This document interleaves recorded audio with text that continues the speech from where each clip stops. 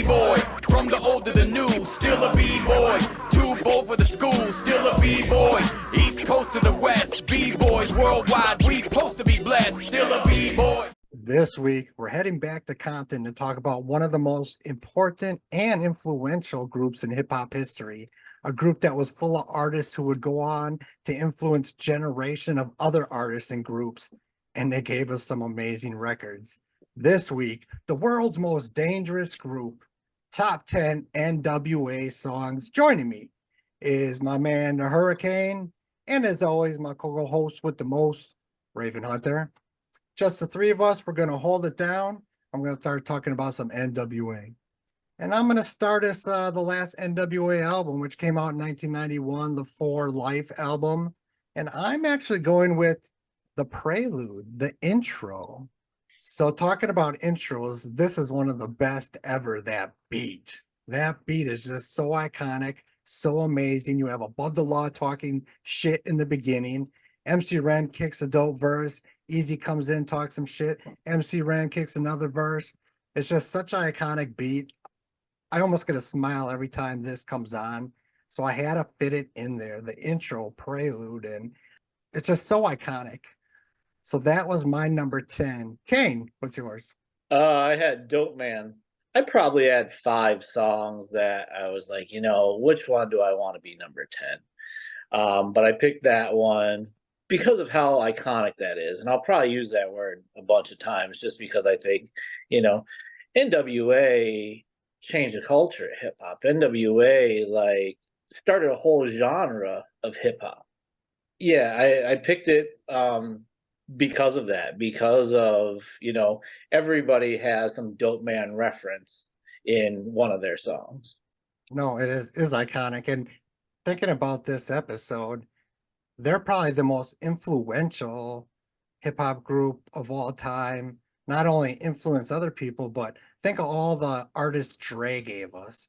Think of all the artists Cube gave us, the Lynch Mobs, the West Side Connection, Mac 10, Cam, Del the Funky Homo Sapien. Eazy brought us stuff, Above the Law, Knockout and Dre stuff. The family tree of NWA is massive, just massive. Although I might say the most iconic group is someone like Run DMC, NWA had the longest reach. And you're right, they did. I'll always say Ice-T started gangster rap, but for the most part, started a new category. They were one of the forefronts. So Dope Man was honorable mention. We got one crossed off already. Raven, are you copying my homework at number 10? I got to get it started, I guess, with copying you for a prelude. I thought I was going to be unique here by choosing an intro. Me too. But my notes, dope fucking beat. Ren's verse kills this song. It is so killer. And, it just felt like NWA was still NWA. You just didn't have Ice Cube in it. You know what I mean? And if you were objective and you had never heard NWA, and I just played you Straight Outta Compton and the For Life album, you could argue the For Life album is a better album. It may not be my favorite, but musically, that might be a better album. It definitely holds up sound-wise, I think, more all these years later, as much as I love Straight Outta Compton, and we'll obviously get into that record too. But that's a good pick. That's what I would have done at number 10 if I were you. Well, number 9, I'm going to stay on that record, 1991's For Life album. And I'm going with one I'd be shocked if anyone has this, but I'd have been shocked last time too. I'm going with Days of Way Back. By now, everybody knows I love these type of songs. The reminiscing songs always pull at my heartstrings, and I'm a big softie. And I think this is a really underrated NWA song. It's a great way to end their last album. You get great verses by Ren and Dre, great laid back beat by Dr. Dre. And I can really see production-wise this album being a bridge to what kind of sound the Chronic would be. I can hear elements in this album that would go on to be the G-Funk Chronic sound. So you could really see how Dre was, working towards what would ultimately be the sound he was most well known for. And I always thought this song was one of those where it sounds chronic-y to me. So my number 9 was Days of Way Back. Kane, what's your number 9? I had Just Don't Bite It. This song is hilarious every time I hear it. And, not just that, the beat's really smooth, Ran Over It is really smooth also. And yeah, I just gotta laugh every time it comes on. That beat do kill. Yeah, that's an amazing beat. And you're right, Ren kills it. And it's, I know we're going to say iconic 50,000 times, but it makes me smile too every time I hear it. Number 9 for you, Raven. I went to the 1990 EP 100 Miles of Running with the track 100 Miles of Running. I love the beat and I love their flows in that EP. Well, I love that EP, but I love that song. That's just such a, again, iconic sounding NWA song. Wow, number 9. That's a little low. Well, I had to be real with what do I personally like, not what is actually the best. So, I mean, as I get closer to the end, some of them are obvious, and then some I was just like, oh, all right. No, I'm not judging. I'm just surprised. That's all. All right, we are ready to 8. And I'm going to the year 1999, the Next Friday soundtrack. Yes, Chin Check. Oh, what could have been. This was supposed to be the NWA reunion album. They were on the cover of the Source promoting it. New album. They just swapped Snoop in for Eazy, which I wasn't a huge fan for. But they put the name of the album, which was Not These Brothers Again. And Chin Check was amazing. I was so excited. Even though we didn't get the album, the song still is amazing. Even the intro was great. That woman who's on the phone to the police should get like an Academy Award. I mean, she really goes all in. And I mean, even after that, when you hear Cube say, "What the fuck's up, Dre?" And Dre's like, "You tell me, talk to Ren, I'm right here." I still get goosebumps and shivers up my spine. Such a big deal. And also wanted to point out a perfect, and within the first 3 bars, Ice Cube says, "God bless the memory of Eazy-E." It just was everything I wanted from a NWA reunion. And man, that album would have been so dope. But it's in the same area that Detox and Helter Skelter are. Dre related albums that get promoted and not released. But Chin Check is the shit. I still get hyped. So that's my number 8. Kane, what's yours? I got 100 Miles and Running. I think the timing of this song, after Fuck the Police and the concept of that they're on the run is really what I like about it. It's a dope song too, but I thought like, yeah, you're getting all this trouble for Fuck the Police and then you do 100 Miles and Running. Cool concept. And great video too. They're just being chased by the cops, but it's cool. Yeah. They're running through yards and all this I crazy like how the shit. beat's fast like that too. It makes it seem like there's some urgency Right, to it, and right, how they like they're rap, there's running. some urgency to it. Yeah.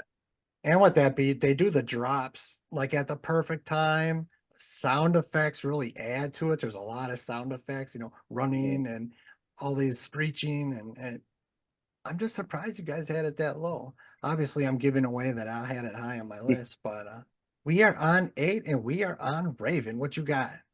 Oh Fucking shit, Chin Check, you motherfucker. It's amazing. For real, people Yeah. listening, we do not share Nah. our list. We don't even really talk about what's on the list, period, more or less ranking. It's bananas. But go ahead. Yeah, it's crazy how often we link up. But no, it's the fucking beat is great for that time period. Perfect beat for Dre and them to be on. As you said, the intro into the song, fantastic. Ice Cube, shouting out to Eazy-E, almost made me cry the first time I heard it because of how bitter he was towards the E for so long. Yeah, it was everything you could ask for featuring Snoop Dogg. I wasn't as excited as some people that they added Snoop to NWA for that. And that's the only thing, like, I don't know. Maybe it's for the best we never got that album. Snoop Dogg doesn't need to be a member of NWA. And I'm agree really with glad that. they didn't add Eminem like there was rumors they were gonna do, because that would have never fucking worked. Well, look at the name of the group. Exactly. That's what I'm Right. saying. It would never would have went over. Yes, they never should have added Snoop. I don't know if they did that to get more mainstream people, but they didn't. They still had 3 MCs alive. They didn't even need that shit. But maybe you're right. Maybe the album wouldn't have been as great as this song, and we would have looked back on it, like they should have just left it be. They had a couple classic albums. They should have left it. So maybe we are lucky. Do you know why they didn't put it out? So, Dre likes to Dre. procrastinate a lot on The yeah, same- sure, right. Same right. reason we don't have Detox. I Right. mean, Right. Natural Born same Killers. reason we don't have, Right. the Cube Dre, Helter Skelter. It seems Dre just, I don't know if he loses focus or loses, I don't know.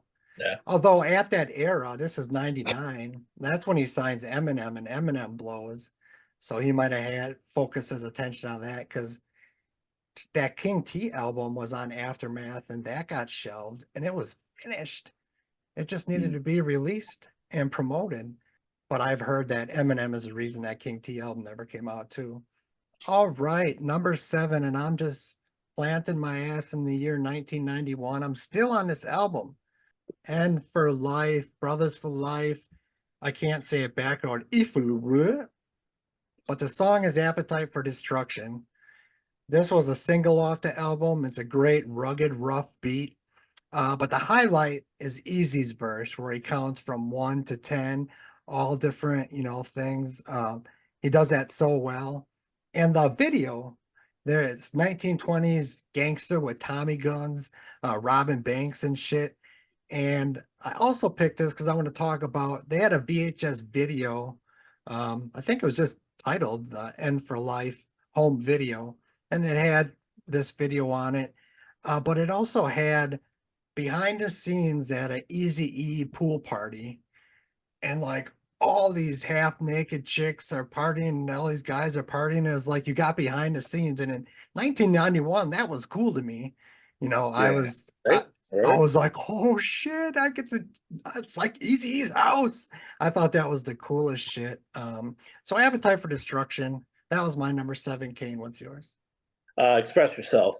Something I like NWA did was kind of give each member their own song. And, this was, I know Cube and Ren do the little intros to his verse. And, but this was kind of like Dre's song. And then the message of it is, talking about that free speech, talking about that fuck the police, being able to express yourself. And that remix, so the album version doesn't have the Cuban Ren, but the remix Right. has those, and that is the better version. Right. You get like 4 bars from Ren, 4 bars from Cube. And yeah, people always talk about how Dre talks about anti-drug, and then a few years later we get the Chronic. But no, that's a great song, and it was an honorable mention and a great sample. That sample, Express Yourself sample, is done so perfectly. I'm glad that made someone's list. That was a hard one to leave off. Raven, what's your number 7? 7. I went to 1987's NWA and the Posse. I went with A Bitch Is a Bitch. It's such a great song. Cube is so good in that song. Yeah, it's kind of would be considered problematic, but those songs normally end up on my list for some reason. I guess that's just my taste. But it's a great beat, and I love Cube. And it's just like, Cube is so good, and I'm sorry, but really NWA needed Cube to have the success they had later. So, I mean, I still wish that never would have happened, that breakup. Like, they should have fired Jerry and just started from square one, and I think our music would be so different. Yeah, I think of that all the time. If Cube doesn't leave, I mean, what does NWA would look like? But then we don't have those Cubes, Predators, and Death Certificates albums either. So That's true. A lot of classic work would go away. How would it all shooken out is interesting to think about. I'm glad you brought up that album actually, because it was like a compilation before Straight Outta Compton, when they're just doing local shit. They took some of those songs like Panic Zone, which is this real techno sounding thing. Arabian Prince is still in the group, and the Eazy-E song Fat Girl, which was a B-side to Boys in the Hood. Yeah. And I love that song. That song still makes me laugh. I do too. But the distributor, the Marcola Records, which distributed Ruthless back in the day, took all these one-off free Straight Outta Compton songs and put it on that compilation, which was NWA and the Posse, and also featured a handful of songs by Fila Fresh Crew, which trivia was the DOC's group before he went solo, Fila Fresh Crew. So yeah, we get to talk about NWA and the Posse, and they re-released it a handful of times, but I know that first one from 87 is tough to find nowadays. So we are on 6 already, and I'm gonna finally go somewhere that isn't the 90s, and I'm going to the classic 1988, straight out of Compton, one of the best albums ever. And I'm going with Parental Discretion is Advised. It's just a really dope lyrical song. You get the DOC rapping a verse, which is always a plus, but there's no hook. It's just everyone kicks really lyrical verse, and rarely in NWA did you get everybody on one song. It was usually two or three on a song. You usually never got everybody. And this is just some great old school hip hop. It's lyrical shit, and I love lyrical shit. So Parental Discretion Advised always gets me hyped. That was my number 6. Kane, what's yours? I got Always Into Something. I know how you were talking about like that. You could hear that Chronic influence on this stuff, and this has it 100%. That Oh yeah, like that's totally in that song, you know. And it's before the Chronic, but still makes me think about the Impalas, the gangster rap, the Dayton rims. Like, it still makes me think of all that stuff when I hear that. yeah. That was another great example. Like I said, with that Chronic sound. I mean, you can really hear the transition, and that was an honorable mention too. I believe that was a single as well. I'm going off my memory here, but that was an honorable mention. What was your number 6, Raven? Number 6, 2000s Ice Cube War and Peace Volume 2, the Peace disc. I went with Hello. Semi cheating, but it's also been on NWA Greatest Hits, so that's not quite cheating. You know what I mean? Yeah. Cube Dre and Ren the way I would have wanted it without E around. You know what I mean? And that's a great beat, and they have a great flow. It's just a really fun track, and it made me wish even more that reunion without Snoop Dogg would have happened. Snoop was No, fine in Chin Check. He worked fine in that song. I just don't think for a whole album Snoop's no, influence was needed. not at all. I didn't even think about that song. Hello. I That's thought a great pick. No, I thought about it, but then I didn't pick it because it was, a Cube song with them. But I didn't think of the greatest hits. So you actually did not break the rules. But I did think of that. And I also thought, well, if I pick Hello, then I'd almost have to pick the grand finale, right? Because all the members of NWA are on that. Then I was like, Yeah, I'm going down a rabbit hole. No, that's a great song. Hello was the shit. So we're already halfway there. Holy shit. Number 5. I just am on this album's dick, I guess. 1991's End for Life. This is really holds up, this whole album, I thought. But I'm going with the second track, Real Brothers Don't Die. After the classic intro, which we both talked about, Prelude, you get this song. So it's the first actual song. And holy shit, is this beat gangsta, just like haunting and gangster. It really sets the mood for the project. From Dre saying, I got a case for spitting on a motherfucker's face. And it just is so gritty and gangster. And it shows the evolution of them as a group without Cube. If we could have got 1 or 2 more NWA albums, even if you lose Cube, but we would have kept this version for a few more albums if Dre doesn't go to death row, man. Could be fire. If you could have had like the Chronic could have ended up on NWA album with Eazy and Ren rapping on them with Chronic beats, god damn, that would have been been insanity. It would have been next level shit. But I love the way this starts out. Real Brothers Don't Die. That beat gets me every time. So that's my number 5. What's yours, Kane? I got Fuck the Police. This is the song. The song that put them on the map, the song that shed light on what was going on in their neighborhood, the police brutality across the nation. Like, this is, when I think of NWA, I think of Fuck the Police. One thing I love is during the whole Black Lives Matter, after, all the Trayvon Martin and, George Floyd, and there was all these protests. I once saw a video of a protest and someone had a sign that said NWA was right. And it's cool that song still, it's actually sad that it still resonated 30 years later and the same things were still happening. But that it still had that much influence that, yeah, they were right. Fuck the police. Look at what they're doing. Right. And you're right. You think NWA, you think fuck the police. And I also think if you talk about are conscious or not conscious, revolution songs, fighting the power songs. You get Fight the Power by PE. Then I think Fuck the Police would be the next one. Protest songs. That's what I was looking for. But yeah, classic. It'll be talked about again for sure. What is your number 5, Raven? I went to 88 straight out of Compton. I do believe for the first time. And I went with straight out of Compton because that fucking beat is classic. How many people have remade and or parodied straight out of Compton in various ways? Me and my brother had a straight out of Maryland with a similar, style beat. Fucking straight out of Low Cash from the CB4. Right. It's just, it's a historic song because, NWA changed rap with this album at the time. So I couldn't put it well up into the top 3 or anything just because to me, it's not one of their best songs, but it's such an important song that I had to get it pretty high up, number 5. And even now, they people have shirts that say straight out of everything. I mean, Yep. Right. literally, I had surgery last year, and my girlfriend got me a straight out of surgery shirt. I mean, they make straight out of everything. Everything. Everything. But it started with straight out of Compton. Like we said with Fuck the Police, you think NWA, you think straight out of Compton. We are already to 4. We're flying through this. Number 4, take you to either the year 1990 with 100 Miles and Running or 91's For Life. It appeared on both, and that's the song Real Brothers, the Ice Cube diss. So each version on each one has a different intro, but the one on the For Life album really disses him, or, here's what they think about, all the people are, talking shit, and they take multiple shots at Cube. But Dre and Ren go back and forth over a really great beat.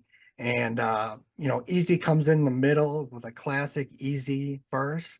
And it's a faster type beat, but they all ride it perfectly, just lyrical shit. And they start the feud with Cube, which ended up not working out for them, if you're comparing diss songs. But without this, we get No Vaseline, which is one of the best diss songs of all time. I want to address one thing.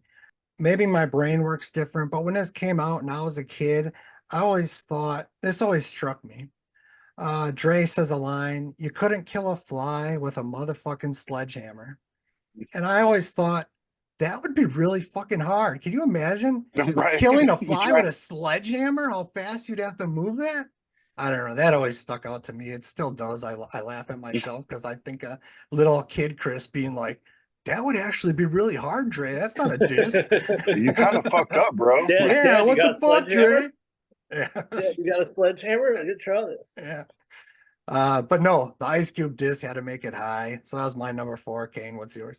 Bitch is a bitch. This song has spoken to me several times in my life. Sometimes you can't explain it, and you just say, but Cube, Cube is my favorite rapper out of NWA, and I love the way he puts things. And, this song is a testament to that. And I always think too, like this era where he's recording that, he's like 16, 17, maybe 18. It's amazing at the age we are now to look back and be like, that's amazing. They were writing these songs as kids, as fucking kids. He would have been like at max 16 for a bitch. Yeah, he was young. At Bitch is a max. bitch. Yeah, that was pretty straight out of Compton. Yeah, I mean, he was literally a child. But no, I think every guy on the planet can relate to that song at one point in their life. Like you said, you could, and I sure could too. I will not mention names. We are on number 4. Raven, what's yours? Number 4, If It Ain't Rough, 1988, straight out of Compton. Nice. One of my favorite MC Ren songs. I didn't put it on the Ren podcast, I don't believe. Because I believe I was leaving it off for this one. I tried to follow the rules for Ren, but not for anything else lately. But yeah, If It Ain't Rough, it's such a hard song, and it's such a good, just dope flow, and just Ren's lyrics are like top notch in that song. If It Ain't Rough, and it gives you the feel of who Ren is. That was an honorable mention. We talked about it on the Ren episode, and I said it there as well. But I think in '88, when they all started, Ren might have been the most polished one out of the group in the beginning. Cube surpassed them, well surpassed them, but back in when they started, he was really, and this is a great example. I mean, it's lyrical as hell. He kills this O- song if it ain't Only rough. only member of that posse I would put in his league at the time, to be honest, would have been DOC anyway. Yeah, if you're talking about Ruthless. Their whole posse, yeah. Right. But Oh in terms shit. of Easy. NWA, Ren was far and beyond the most popular. He just wasn't the most marketable member. Right. Yeah. And as time went by, Cube surpassed them, and Oh yeah. even on some levels, Easy did, at least entertainment wise. Not lyrical, I suppose, but No, but even on just Don't Bite It, like like you say, he's so polished. he His is. flow Yeah. is so polished. It doesn't sound 80s. It doesn't sound early 90s. It's holds up today. I've always said it, we talked about it in the Ren episode too, but I've always kind of felt bad for Ren because he's an amazing artist, but he just ended up in a group that had Dr. Dre, Ice Cube, Right, Eazy-E. It's like, right, fuck, out of So many any other other group, higher caliber. right. If he would right. have been in any other group, he would have been the standout. He just kind of got overshadowed by these literal legends that he was in a group with. But no, such a talented artist. We are to the top three, just like that. Lickety split, something I don't know if I've ever said before. And my number three is 1988, Straight Outta Compton, with the title track, Straight Outta Compton. As we said, it's as iconic as it gets, so trailblazing, and it's a perfect way to start this album. If you had never heard NWA and that beat hits, and then you hear Cube start rapping, Straight Outta Compton, crazy motherfucking name, Ice Cube, you're like, oh shit, I'm in for a nice ride here, a gangsta ass ride. Just in your face, we're here, we don't give a fuck is just perfect for that. The video too is iconic. I always think of that. It's simple but effective with them bursting through the big Compton map. And probably the song, if you just asked 100 random people on the street, name an NWA song, most people would probably say Straight Outta Oh yeah. Compton. That'd probably easily be number one. So it needed to make my top three. Straight Outta Compton. Kane, what's your number three? I Ain't the One. I love this song. Okay. I've probably said this before also.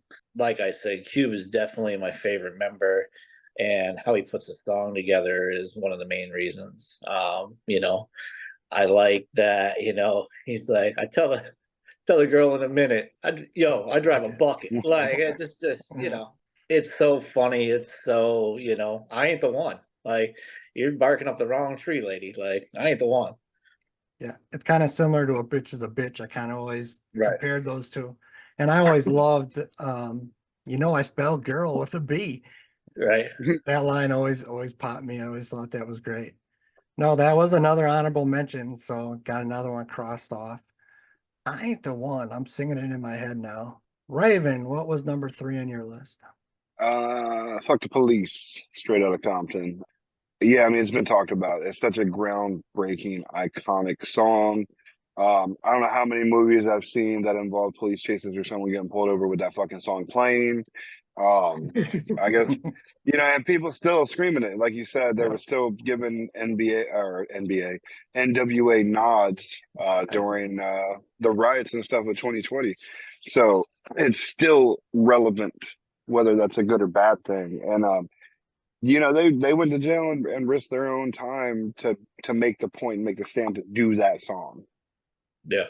And people forget they literally got a letter from the FBI telling them to Literally. stop. Literally, a letter from the FBI threatening them to stop performing that song, and they went out and fucking performed that song. There's a classic story where I forget the city they're in, Was and it Detroit? I And don't the know. cops said you do not Got to perform this this. song. Yeah. Yeah. And they went out. Oh, did they portray it in the movie? Probably. Yeah, it might have been in Yeah. Detroit. Yeah. But yeah, they performed it and literally put their freedom on the line for free speech. Them and Two Live Crew were standing up for free speech. So all these artists nowadays need to have at least a little nod to both of them guys. So we are at number two, and I'm heading to 1990s, 100 Miles and Running, and the title track, 100 Miles and Running. I just love this song, every aspect. This is also the first time we heard NWA without Cube, and everyone was curious what would they sound like. So I almost think they had to start with something that just kills it, so people wouldn't be like, "Oh, you ain't the same without Cube." Like we talked about, the beat is amazing. They drop it at the perfect times. The sound effects, the overdubs just kind of paints a picture like you're there running with NWA. Everyone kills their verse. But this is, I talked about the Cube diss song. This is the first time they kind of take a little shot at Cube when Dre says, it started with 5, but 1 couldn't take it. So now there's 4 because the 5th couldn't make it. The number's even now. Yeah. I mean, that was a little shot at Cube leaving, but just an amazing song from an amazing EP. So that was my number 2, 100 Miles and Running. What is your number 2, Kane? I got Straight Outta Compton. I know we've talked about it. I know I've used this word before, but iconic, what this song meant to gangster rap is unmeasurable. What a whole genre of hip hop, I feel, was birthed from, this song, that gangster rap. And not only that, to take a suburb of LA and put it on the map like that. Right. People don't know Compton. Right. Now they do. Such a powerful song to that city. And I'm sure the Kendrick Lamars, all those people that have come out of there, sure, this had probably a big influence on, why they got into hip hop. That's actually a great point, because before this, nobody outside of LA knew what Compton, California, where that was, or anything about it. That's a good thing to remember. It wasn't just, a lot of the LA rappers are from South Central LA, but they were in LA proper. I never even necessarily thought about it from that. They really did put it on the map. Right. And it's not that big of a place. Like, yeah, I drove through it once just to say I did it. It was around 11 a.m. So I'm not as hard as you think. Same. But yeah, it's not like this massive place, but right. So many dope rappers came. I mean, NWA, DJ Quick, MCA, The Game. A lot of great rappers came out of that little city. There's something in the water in the CPT hub city. Raven, what was your number 2? Well, it was 3:30 p.m. when I went through Compton. I just want to say I was a little ballsy. Hard motherfucker. Yeah. But yeah, I had to hit Long Beach and South Central, it was like 3:00 in the afternoon, and I made sure that. Where are we at? Sorry, 2. Yeah. Dope Man, the remix from Straight Outta Compton. What a great fucking just beat and flow from Cube, and then the remix had the little NWA bits in it and shit, and it was just so fucking good. That's my only note. It's so good, so fucking good. As Ice Cube is Ice Cube, and by this album, Ice Cube was starting to perfect his flow. So it was, it's fucking Cube coming with a Dope Man, and then you got a little E and a little Dre and stuff in there now too, and it's just dope fucking song. Even the way it ends, hey, Mr. Dope Man, his sister sick. No, great song, and it was an honorable mention. So this brings us all the way to 1. Number 1. By now, you can probably guess it. From 1988, Straight Outta Compton. Fuck the Police. Like we said, 35 years later, it's still true in every way, which is very sad as a society. But it also proves that it's a timeless song, and it's always, unfortunately, going to be relevant. But beyond that, a really dope beat. I love when they drop the beat every 8th bar.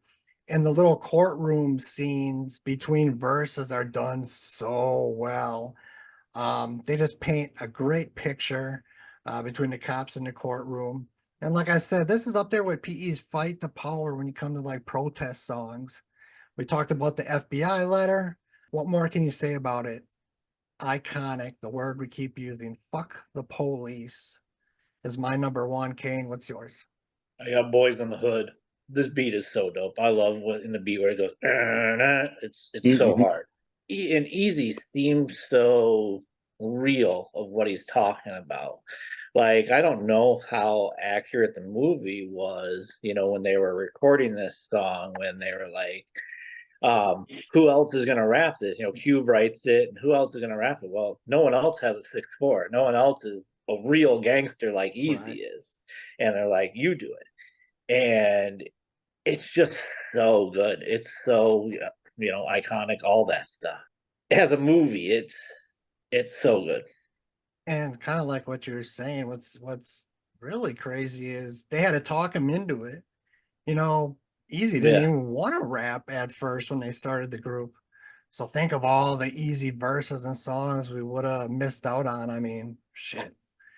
And like you said, iconic Boys in the Hood. Another thing. He was just like he was just like a money guy, right? Yeah. Right, yeah. He was the financer and just like part of the crew. He wasn't originally gonna rap.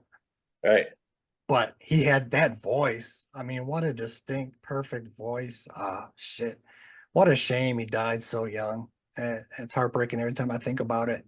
All right, we got one person left, and we're at number 1. Raven, is it the song Something to Dance To? And it really was almost something to dance to, but I ended up changing my mind and scrapping that completely. You know what I mean? I went to Ziggin' for Life, 1991, for Real Ends Don't Die. It is such a hard, angry beat. It gives me those like angry Willie D Ghetto Boy vibes in that beat. And it's just such a great gangster song. And you called it like haunting, and that's a good word, a good way to put that beat. It's just, damn, did Dre make this beat? Like, I don't know who made this beat, because it is just fucking, it's different, but it's still hard as shit. Yeah, that beat is just bananas. So, just like that, we're through. But we got to do honorable mentions. If you're a first-time listener, if something didn't make anybody's list and I think it needs some love, I'll just quick give it a shout-out. I know we were joking about Something to Dance To, but I wanted to talk a little bit about that since we have time. The only song on Straight Outta Compton featuring Arabian Prince, who was an original member of NWA. So it does have an important little fun fact. And I don't hate it as much as everyone else does, but it wasn't an honorable mention. My honorable mentions are Gangsta Gangsta, Surprise Part 2, which is kind of like a Fuck the Police Part 2 off 100 Miles Running, Approach to Danger on the For Life album. It almost sounds like they're rapping through like a telephone. It's another real haunting, hard type beat. What are we missing? Yeah, I think you hit pretty much everything that I had kind of listed and set aside. And I would take something to dance to over that, like Phantom Zone or whatever that weird techno shit was from. Oh, it was the way Posse better than album. Panic Zone. Yeah. I'd totally take that shit. Panic Zone. Yeah. So bad. Doesn't sound like it at all. I know. Isn't that funny? That was an NWA song. Well, it was like their first one too. Yeah. Wasn't it? Yeah. Panic Zone. Dre was still on his World Class Wrecking Crew. That's the problem. Yeah. That's the problem. Yeah. All right, NWA, we finally got to it. It's amazing it took 90 episodes, but NWA is in the books. Still a B-boy, from the old to the new, still a B-boy. Too bold for the school, still a B-boy. East Coast to the West, B-boys worldwide, we supposed to be blessed. Still a B-boy, from the old to the new, still a B-boy.